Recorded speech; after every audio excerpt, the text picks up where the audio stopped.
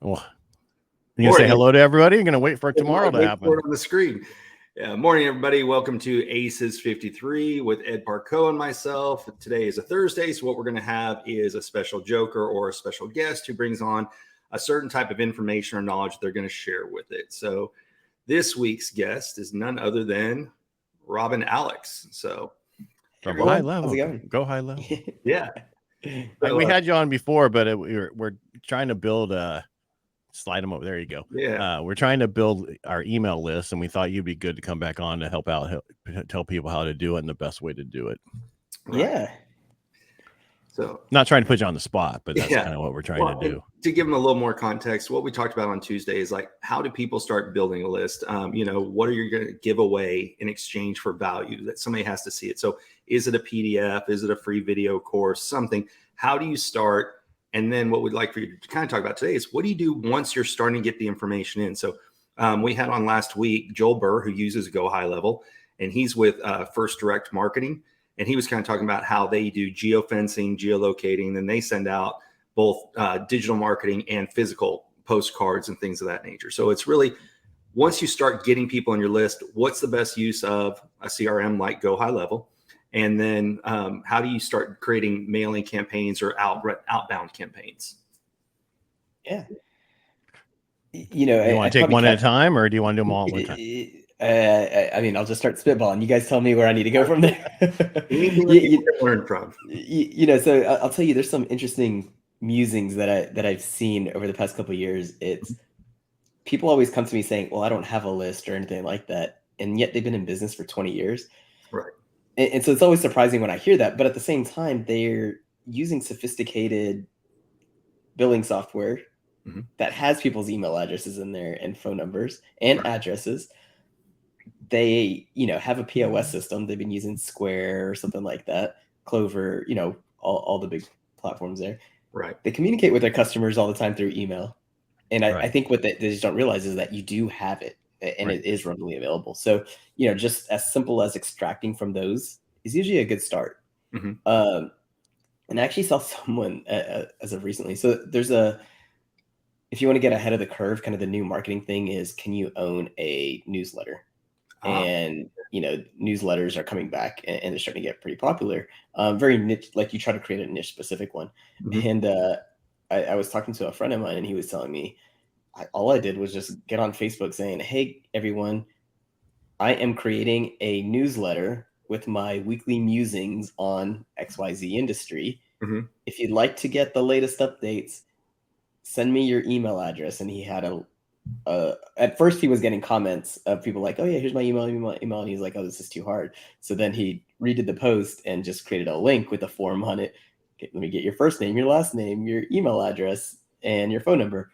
And he told me he got like 250 contacts in like the first 10 minutes of doing that post. Wow. Okay. And so, being able to create it, I don't think you have to go too hard as far as like giving something out. Just even the idea of giving value, people want to lean in and mostly support it. Now, I do think that you need to follow through and make sure that you do deliver some sort of value on the back end of it and not start soliciting them. But I do think, you don't have to worry about that stress level of, where do I start? What do I need to do? What do I build it? And then I think, by you receiving that, it gives you opportunity to kind of play in different arenas as far as what you can do with that data. At the end of the day, in my before you keep going, can we stay on the newsletter thing? Because the one thing is, you're going to create it, make sure your newsletter is good, right? And there's so many software now that can help you, or AI. I mean, I use Cast Magic to do certain things, and it creates the newsletter from my video that I've created, right? So I have multiple podcasts I do, so I can then tell it to shorten that newsletter and then take multiple of those and put into one to create the newsletter of what's going on with that Parcaut or whatever you're trying to do. There's just so many ways you can do it, and so easy, because I think most people cringe. One more thing, a newsletter? Oh my goodness, what more do I need to do? Yeah, no, 100%. And kind of my storyline is always, don't try to predict the future, or don't try to predict what people want. Just ask. A group of my friends, since college, we have quote unquote a daily newsletter, and it's literally a friend of mine sending his daily funny meme of the day. Right. So if you know your audience and just literally ask, what would you like for me to send you that you're not going to unsubscribe from me? And I'll make sure I deliver that, consistently. Right. And in some cases, it is the professional newsletter and you need to have certain topics and it needs to be in certain structure. But if you really know your audience, it could just be like, hey guys, check this out. This news article that just popped up, read it, reply back. Let me know what you think. And I think another piece to that is where people fail with newsletters is trying to get engagement out of it. And so if you can, try to personalize it to where, hey, respond back, you're actually going to build more open rates and things like that. And what it actually does from a technical perspective, it helps you get your newsletters out of the promotional tab into the primary, because Gmail and Outlook and all these providers are like, well, it might be a newsletter, but people are responding, so maybe it's actually legitimate. So we're going to now push it into the primary inbox there. Oh, okay. Yeah. So, I mean, I think newsletters is kind of the sneaky new thing that hasn't blown up yet, but I think it's going to be something big in the next year. So I like what you said. So somebody just went on, said, hey, they created a video, posted it, said, I'm going to be creating a newsletter on XYZ. If you guys are interested, just go here. And then that encouraged people, because people love to watch videos, right? But people don't always open emails. So sending an email to your list saying, hey, I'm going to start a newsletter, they may never open it.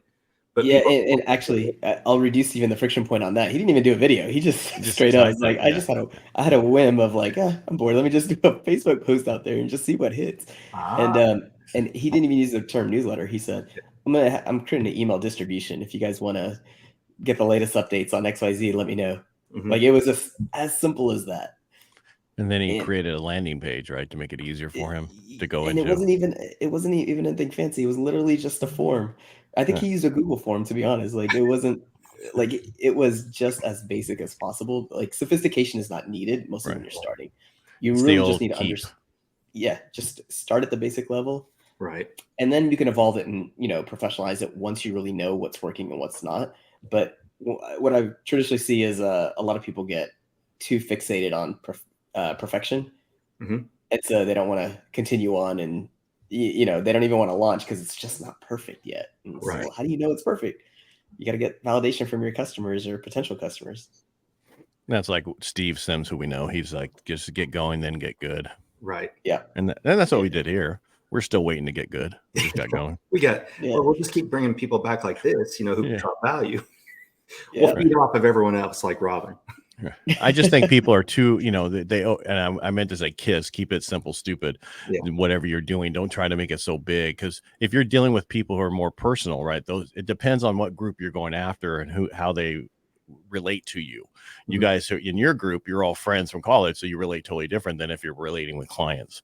And I think you need to figure out who your market is and who you're trying to get on this email list and who you're trying to get the newsletter to first. Right. Yeah, but even with customers and stuff like that, it's just really understanding who they are and what they're expecting from you. Because even from a B2B perspective, right? Sometimes I don't necessarily need, professional information. It's just, can you just give me a heads up on what's going on in the market or whatever? And there's also a style in how you approach it. There's a difference of, if I just send you a link in an email, some people find that okay, as long as I know how we communicate and things like that, versus do I need to put pretty pictures on there and give you, a summary and do like a daily digest style. So it's really just really understanding your audience. And I would also recommend, as you're starting out, try different variations and ask for feedback as quick as possible. And once you figure out what works, then you do the second part. Ask if they know anyone else that would be interested in this and give them the ability to forward it out as well.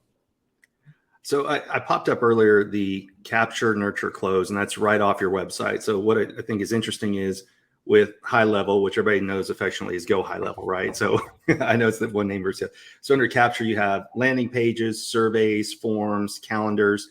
You have text messages, inbound phone messages, and all these things. So people think, oh, I have a list, but you mentioned earlier, maybe you should ask for people's phone numbers, because there's other ways. People like getting text messages now. Now, sometimes it's annoying if somebody just beats you to death with it, but people check text messages greater than they do emails, right? Yeah.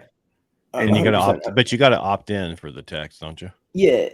Yes and no. I mean, it could be, how how the contact was opted in can become in many different forms, whether they write it down on a spreadsheet and sign off that they did it. You just need to have some sort of proof that they're okay with it. I will say that there's a change in the market right now. Everybody's been getting hit with, the text messages saying, "Hey, there's the ERC credits," or "I can get you a loan," or "Your car warranty has expired." Basically, scammers and telemarketers have been heavily using text messages. Yes. And carriers have been trying at a significant level and trying to block it. And what they basically have done as of recently is saying, if you are doing marketing on this number, it will be blocked. You now have to register it with a third party. It's called the campaign registry. And you have to pay money, because what they're basically saying is, yeah, of course you're going to do it because you're a business. So the only reason you need it is to market in some form or fashion. So you do have to go through that process, and they do want to validate it. And the way that you want to think about it is it's like having a credit score. So you're registering your business to get a phone number score that you won't ever know what it is, but carriers are always reviewing it. And if you send out a ton of messages and you get a lot of stops and unsubscribes and things like that, they will immediately start rejecting you from that perspective. Wow. Push in jail. Yeah, exactly. The text jail. I see a little one behind you. Here you go. Yeah. Sorry, What you doing, Daddy? That's awesome. She's No. speaking over here. Yeah. You and I were talking earlier. So like my 6-year-old started back to first grade last week. And so it's kind of weird not to have her around until you go pick her up at the end of the day. But it's always a fun part of it all now. Yeah. So people have a list. So you mentioned earlier a new tip, which we didn't know, is talk about having a newsletter, because that seems to be one that's a growing trend. What else are you seeing as a good practice or policy for people? So, for example, if they have several posts on their blog a week, is emailing it out once a week good? Are you seeing people go every other week? What other best practices are you seeing there at GoHighLevel? Yeah, I mean, just like what we were talking about earlier, is really understanding what's going to resonate with your audience. So looking at open rates, looking at click-through rates is super important, and just asking, hey, is this content valuable to you, and how can you, optimize it?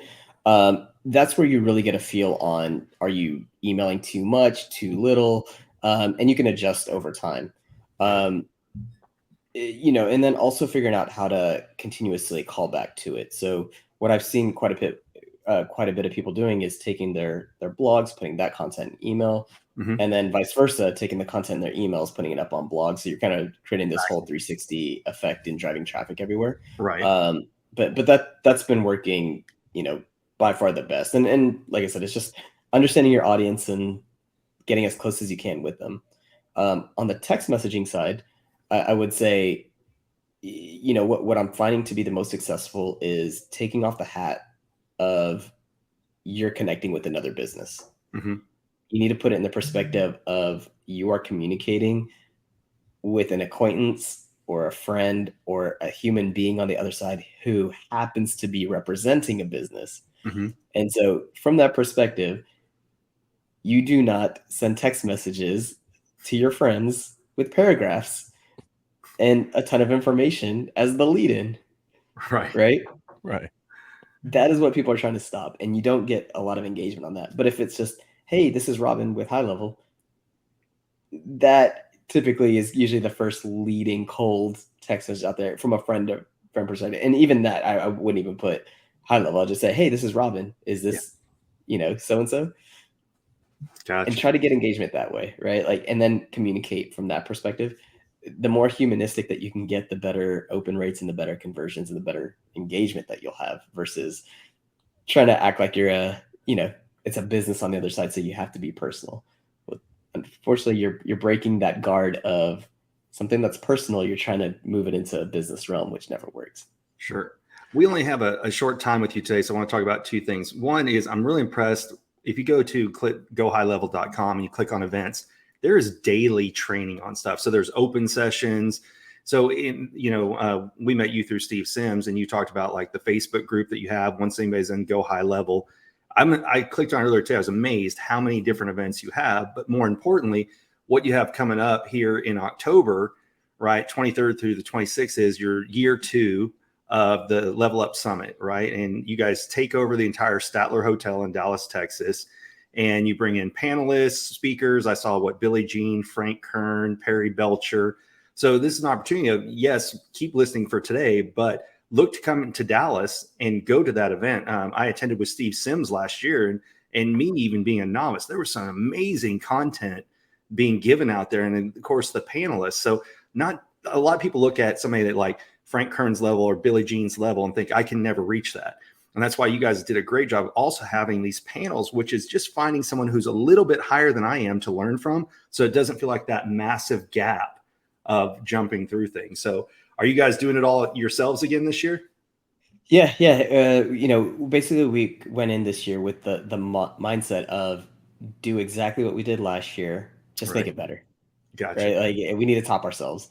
And so that's definitely how the team is thinking about it. And, even with the speaker selection, it was a tough battle. I mean, there's a lot of great talent out there.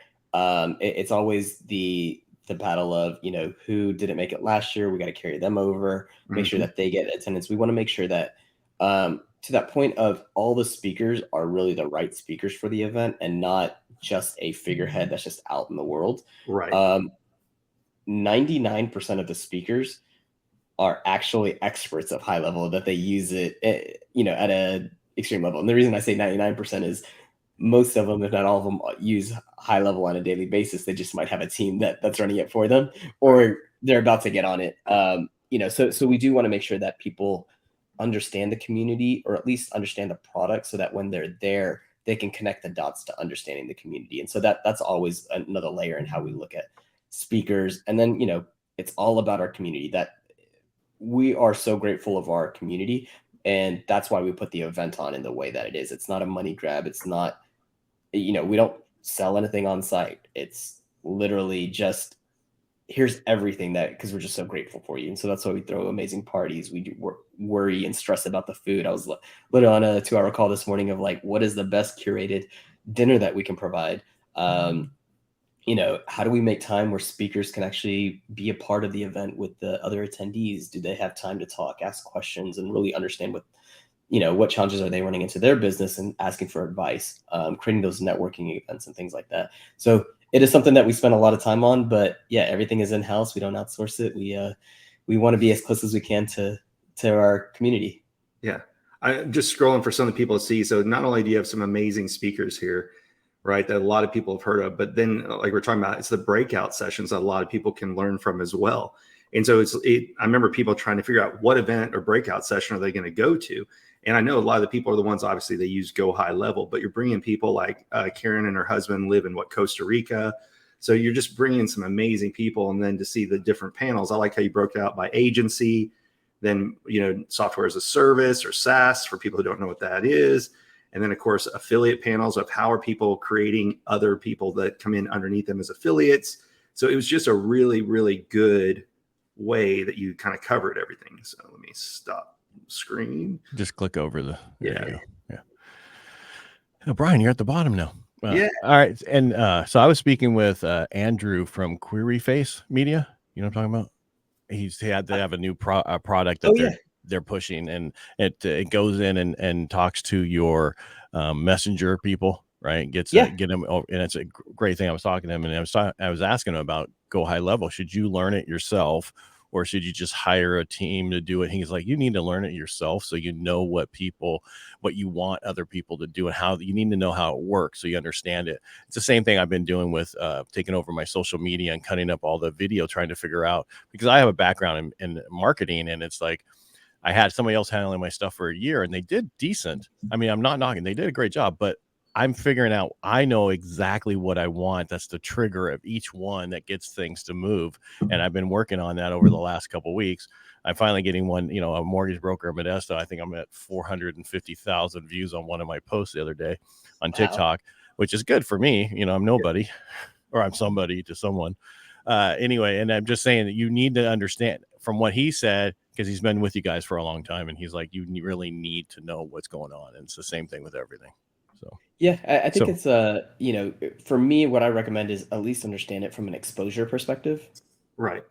I think you should build the why, though. And as a business owner, let's say if there was no technology in place, what are you trying to accomplish? And you should be able to write that on paper. It's, hey, when I get a contact, we should be texting them. We should be emailing them. We should be, like you should map out the customer journey on paper, technology agnostic, right? If there is no technology, what are you going to do? Right. And then from there, we have the technology stack. You should then be able to take that, the plans that you've built and then basically be able to implement it in. And to me, that's the easiest way to learn the product. Because now you have a why and you have a goal in mind of trying to accomplish it, because it's just like getting a brand new computer. When someone says, yeah, you should learn the computer, what does that even mean? Like if you have no end game, you're just, well, I just open up Minesweeper, so I'm just going to play that for the rest of the day because I learned a computer. So I think building out that journey plan goes a long way, and then you can execute against it.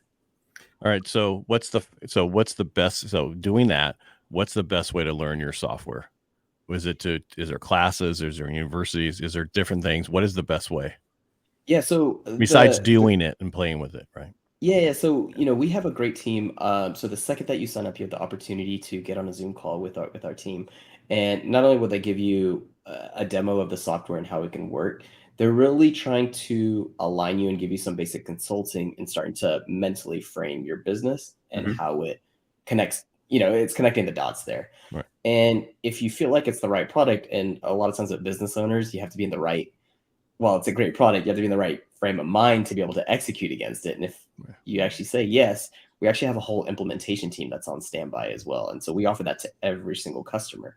And what we've learned is that as long as somebody on our team is available and talks to them, the success rate is like 8 times higher than someone trying to figure it out themselves.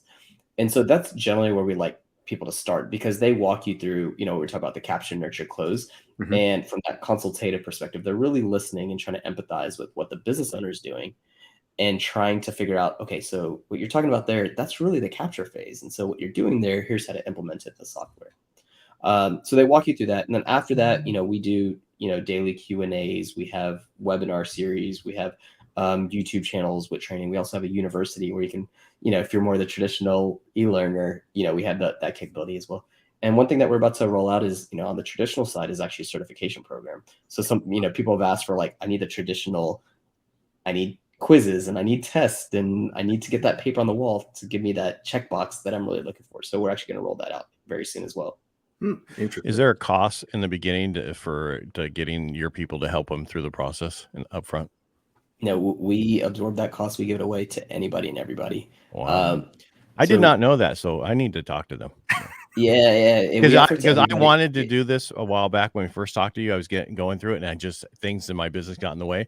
But now with what I'm doing, I know exactly what I want to do, and I just need to get it done. So yeah, it's actually a funny thing. So we give it away to everyone for free.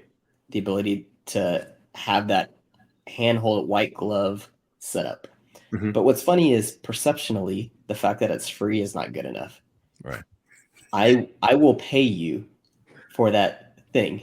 Yeah. And so literally in our flow, when you sign up for the trial, and the first page is we offer white glove service. But if you want to pay for it, because mentally you need to check the box off that you're going to pay for it, by all means pay for it. And most of the time we end up refunding it because people realize that you get it for free on the back end. Right. But you'd be surprised we probably have about a 40% conversion rate of people taking that upsell. Wow. Even though we specifically tell you, you don't need to buy this. We're giving it to you for free. We have a whole team. We have 2 teams, actually. One is to give you a demo and help you understand and connect the dots, because that might be all that you need. And we have a team that's going to roll up their sleeves and do it for you for free. Right. And yet, people still pay for it. So it's interesting how the mind works there. Well, I remember seeing it on there. I think it's $1,000, right? Check. Yeah, I think that was the other thing too. I was like, really? Okay, well, maybe later. And I didn't know that. Yeah. An interesting thing to get that 40% conversion. We started out at free, and it was literally a page saying, "Hey, guess what? We got this free." A little conversion. We bumped it up to $49. Then it was $300, and then we went up to $1,000. And for whatever reason, that has the highest conversion there because perceived value goes a long way. Exactly. Yeah. We're taught if it costs more, it's got to be worth it. Yeah. You got to charge. You got to people pay attention when they're charged. They don't pay attention when it's free. But we are big on, we have a ton of value into our product, and we try to be the best, not only from a cost perspective, but in the features that we give. And we're not out there looking for, effectively the money grab. Mm-hmm. It's really, we want to make sure that we have the right product and we're delivering right to our community. And so that's really the angle and position that we really want to be at. And so that's why we staffed up a huge team just dedicated to making sure that you get success right out the gate. Awesome. I hear everybody using your software, and I see it all over the place, because once you understand how it looks, I don't care how they change it a little bit, you know whose software it is, and I see it pretty much everywhere now. So Yeah, I mean, it's no different than a Mac or PC, right? You can look up a computer and kind of get a feel on what kind of computer it is, but it's actually how you use it, which is the fundamental difference. And that's actually how we consider our product as being more of an operating system that's out there. Well, and we talked on the previous episode, the company's name is actually HighLevel, but that website was taken, I think. So you guys went with GoHighLevel, and that's how everybody refers to you guys. So I see hashtag GHL or GoHighLevel. And it's funny because that just took off and everybody does it. Like Ed was saying, I mean, you can't hop on anything without somebody talking about, oh yeah, well, we've got this new thing. And you're like, what is it? And they're like, GoHighLevel. Yeah. But they don't, they white it's label it. They white yeah. label it. It's not called that anyway. It's like, Yeah, the GHL nomenclature is something that we keep going back and forth on internally. Should we just own it, or should we own the original company name? Right. So we keep going back and forth on it. Here we are 5 years and still haven't decided. That's funny. All right. So what else? We have the list. You talked about, you have to really figure out what's your why to understand your customer, how, and then play with things, look at your open rate, to figure out, am I emailing not enough, too much? Where am I in the happy medium? What other tips do you have for people who are, let's just say, starting to middle range? They've got anywhere from 50 subscribers to 500 subscribers. Yeah, I mean, I think it's making sure that once you have the engagement, now it's making sure that you can find what the value is that you want to give them. So is it offering them a consultation, or selling them a product or a widget or a service there? You want to figure out how to bridge that, and usually that comes into connecting the dots in the newsletter with a call to action, right? So I've given you some information of what's happening in the market of our niche or industry. Right. Jump on a call with me for a consultation or an appointment, or buy this product, which is going to bridge that information and give you the outcome that you learned, or that I just taught you about. So you need to figure out what that product and end game that you're looking for. And then coming back to the same game of, you got to test it out. When is the right time that you should be sending that? Is it on Mondays? Is it at 2:00 in the afternoon versus 5:00? What is the copywriting that I'm sending them for them to understand? Because if I'm talking about happy birthday, now buy my product, that doesn't necessarily jive either, right? So, or maybe it does, I don't know. But you know what I mean? Like, you have to, yeah, exactly. So I think it's just constantly being, okay with it not being 100% out the gate. I think that's the fundamental process there. We laugh every week because we're getting hit up nonstop, both individually, for video editors, right? So the standard thing is, find your profile, go and like 4 or 5 of your things, then put in the DM, put in the comments, hey, I sent you a DM because I think I can help. And then of course they go right into the pitch, and it's so ridiculous. It's the same thing over and over again. So to your point, be different from everybody else, right? Yeah. If you're doing, I get it, there is some success that you follow those, success leaves clues. But if everybody's doing the same thing, how do you stand out? Yeah, I mean, it's the same thing that there's these YouTube videos, and I need to really bookmark one where it's people use like internet, emails and cold marketing and stuff, but it's in person. So you're at a bar. Are you going to walk up to somebody and saying, hi, my name is Robin, I do video editing. I can actually help you save, 20 minutes of your day by editing your videos faster than you can do. I didn't even ask if you even have videos, or what do you do as a profession, or how's your day been? Right. And coming back to that point of, is that how you talk to your friends? Right. So that it's trying to figure out how to be as humanistic as possible. We live in a world where, while we call it B2B, I think it's more P2P, person to person. And if you really understand the other person, you'll go a lot further in life. and you kind of have a connection with them originally. Hopefully that's who you're going after. We're not, where the difference is the DMs are all about somebody we have no idea who they are. They don't even know anything about us, or they tell us, hey, I can help you with your business. I want, well, what's my business? And they can't even tell you. You need, that it's you, the ones that we're talking about, the list, we're talking about people that probably are already in your email, that you get their emails, and you get their emails because you connected on a podcast, or you did something else, or they're one of your clients. So you're already connecting them to a certain point. That's easier. Growing your list by doing the paid somewhere to have people come on, that's over time, and you can add to that. But I think a lot of people have close to 500 emails from people who they've talked to once or the last few years. I know with my client side, I have a CRM for all my past clients, and we're in the thousands, but I still connect with them, birthdays, anniversaries, their loan anniversary, the other stuff, plus what's going on in the market each week. There's a lot of stuff I do on that, but I'm looking for something totally different than what I do for most clients, and it would be for like my podcast people and stuff like that. So yeah, I think on that same note, there is a fundamental difference of quantity of your list versus quality of the list. Right. People have this thing of like, LinkedIn. It's the bane of my existence these days, because literally I have 25 new requests every day. I wake up, and then immediately when I hit connect, because I think that's what you're supposed to do, you're supposed to connect with as many people as possible, I also get 25 new messages, and they're like these lengthy 6-paragraph messages with a call to action, book a time with them and all this.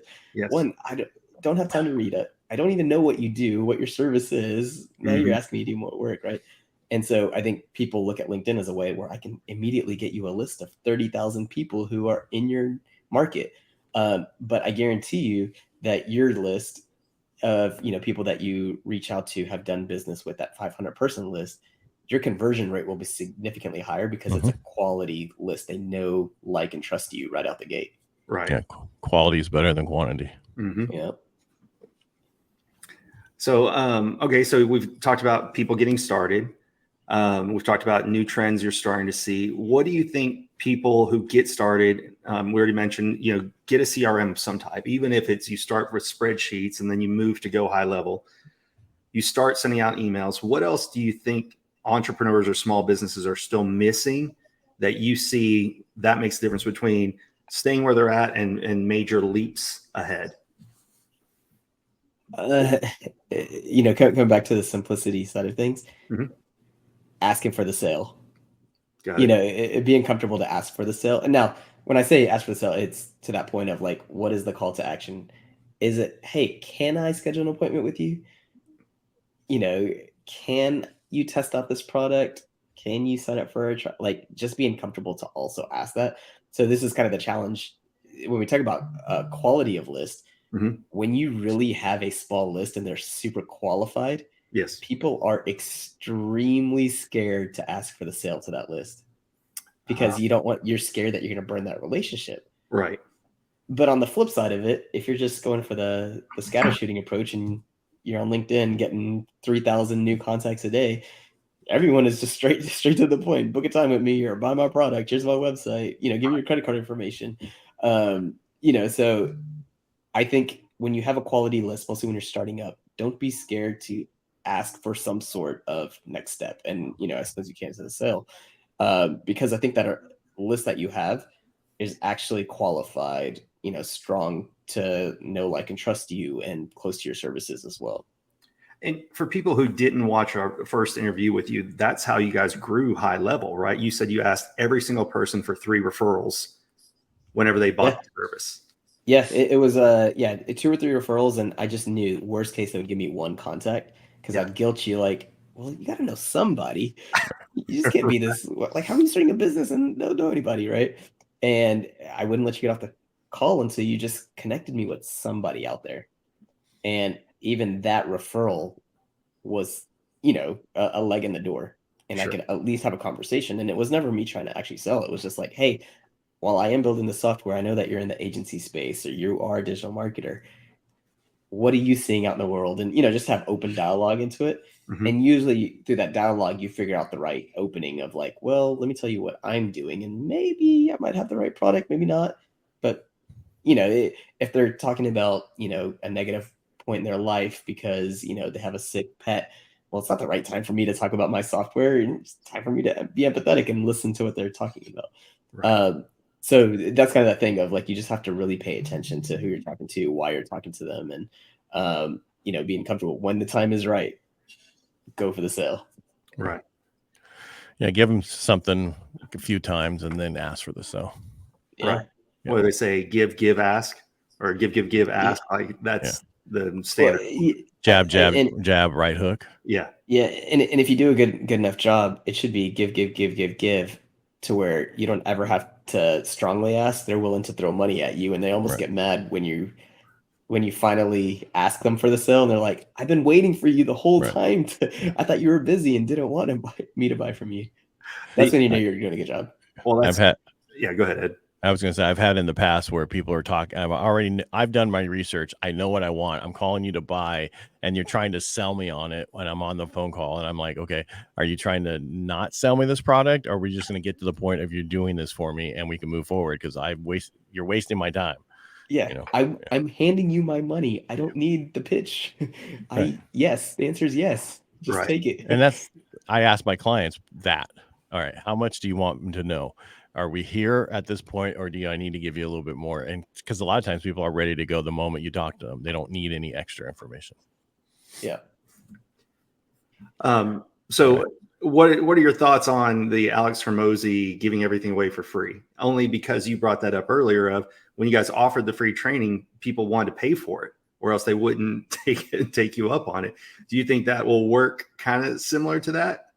Oh, 100%. I mean, I think that's just more of a humanistic, mindset. The people that are willing to give the most value, you tend to put down your guard. And so that if there's something in the future that you need to buy or listen or take action to, you're more susceptible to it. And I think in everything that I heard about what Alex did, he gave a ton of value, really opened up in everything that he's offering, all his product and services that I think at some point he was selling, or, had a value to it. It was ultimately, it's all for free. Yes. And, it's definitely the long play. And, just like anything else, life is a marathon, not a sprint. And so if in the future he wanted to, sell something or want people to take action or something like that, you've built up a loyal community or a loyal circle of friends to basically buy. And in his case, it was hundreds of thousands of people. So I think, he was a good list. Yeah. So kind of back to that point of give to where people are just waiting. They're itching to then like, I'm waiting for you to finally tell me when I can just give you some money because you've given me so much. The polar opposite of what we're talking about with your LinkedIn, where people like, add me. Oh, hey, look, here's my stuff. Yeah, exactly. Yeah. Do you do that when you go out every day? Is that what you do to your friends? Like, I always think about that every time I see that happen. And so just and for people who didn't watch the first one, again, what we really like about your agency is the fact that you're here for the small business. You're helping people grow from literally nothing to growing up, right? So you don't go after these big behemoth companies. You're out to help the small entrepreneur grow their business over time. And that's what makes GoHighLevel so unique. There's some other competitors, we won't mention their names out there, that you had to hire it and you had to fly out a consultant and it cost you just tons of money and the monthly and everything else. And here you can go for small packages, you can go for larger packages. It's very affordable for every type of business. And you've taken so many tools that people used to have to do different, like MailChimp and all these other things, and you put everything into one. So now you've got a scheduling, you've got landing pages, you've got forms, a little bit of everything all into one platform to make it easier for entrepreneurs. Yeah. One of the things that I put out there is there's a ton of great tools out there that I know that you don't want to mention them, but I'll throw some of the names out there, like, Salesforce, HubSpot, Keep. They're all great in their own regard. And they've been around for such a long time. I think what's happened over time, though, is the people that, you mentioned consultants and things of that nature have built, implemented it for these companies and built on top of it and added on and things like that. Over a span of 10 years, the people that have been maintaining it at that business have cycled through, right? Now you have new people in there and they don't have the sophistication level or the experience of how it was run historically. And so what we're actually finding is people are nowadays, because you have a new generation of talent coming into being the marketing professional or the digital marketer or, just sending the emails out. they can't use that archaic platform. And it's not that the product hasn't been updated or anything like that. It's just the way that it's implemented and used in the business is built on old rationale. Right. Yeah. Right. And so now a lot of businesses are being, more open to pressing the reset button and starting over again. And it's starting to play small. Right. And from that angle, we've seen a lot of larger businesses start coming our way as well, but they're coming in even with the mindset of, we're not doing sure we have a lot of revenue coming in and we have a big company, but we're not doing what you would expect us to be doing. So we're ready, and we need, just like that flower shop is really where we are from a digital perspective. So we're starting from the basics again. It's interesting. I used to be in a corporation that we used Salesforce, and it was good for some things, but like you said, it was clunky. And to adjust something or fix it, they had to hire in the consultants and completely revamp it. And sometimes they pulled data and they couldn't bring data over correctly. It was a nightmare when you had to try and do a major upgrade to it. So yeah, and when you're in those moments, right? What I've typically seen, because I used to come from that world, in the enterprise space, because it's a thing, right? You have to bring it outside parties and stuff like that. Yep. By the time you're 3 or 6 months into that initiative, because that's how long these projects take, you lose the plot. You forget why you even started, because now you're dealing with humans, you're dealing with time off, vacations. People have another idea along the way that you forgot the whole reason of what you're trying to accomplish. And probably that reason that you started this whole initiative, you solved it another way because you couldn't wait 6 months to a year before it was launched in the product. So you've already moved on anyways. Yes. And so it's just so interesting to see how much money is being spent on, good ideas that unfortunately will never become great because the boat has already, moved on. Yeah. And I'm bringing it back to video because that's the same issue I was having. I want my content that I did today out today, and you don't have that fast response when you deal with VAs and other people. They're at least 24 hours, sometimes a week or whatever. But if you can do it your own and so much faster with a smaller team, you can get that content out in a few hours, and that's where I'm at. And that's what you guys do with what your software is. It's nimble. It can be done fast. It can be changed. You're not all of a sudden, okay, well, we were doing this 6 months ago, but the market's changed since then, and now we don't need this. We need something totally different.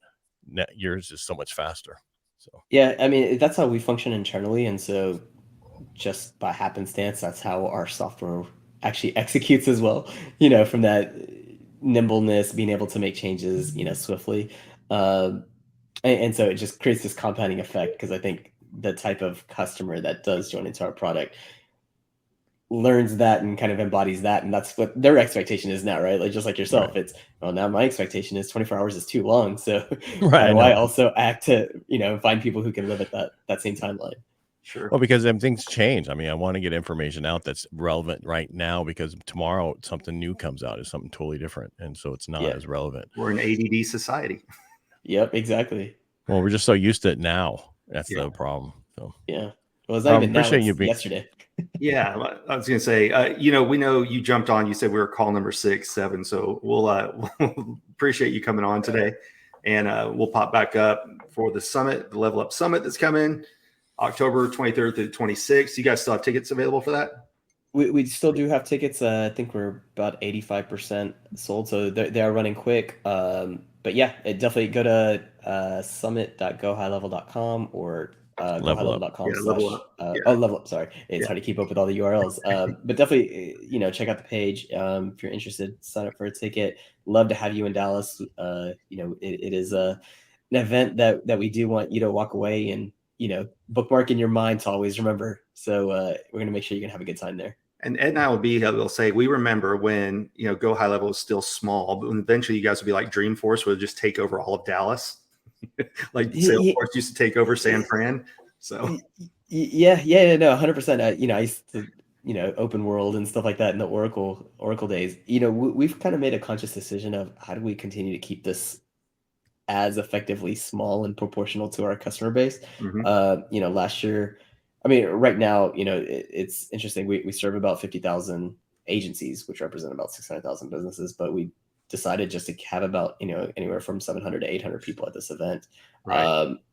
I think once you start getting to the thousands of people, it turns too corporate-y, and the level of expectations change in a wrong dynamics that It's just not me. It's not my team. It's not my partners. And so when that day happens, I don't think it's going to be the same company. So we're trying to keep it as intimate and, as strong with the community as possible. So for people who do come down, the cool thing about the hotel is it was during like the 50s, it was the hotel in Dallas. All the celebrities came and everything.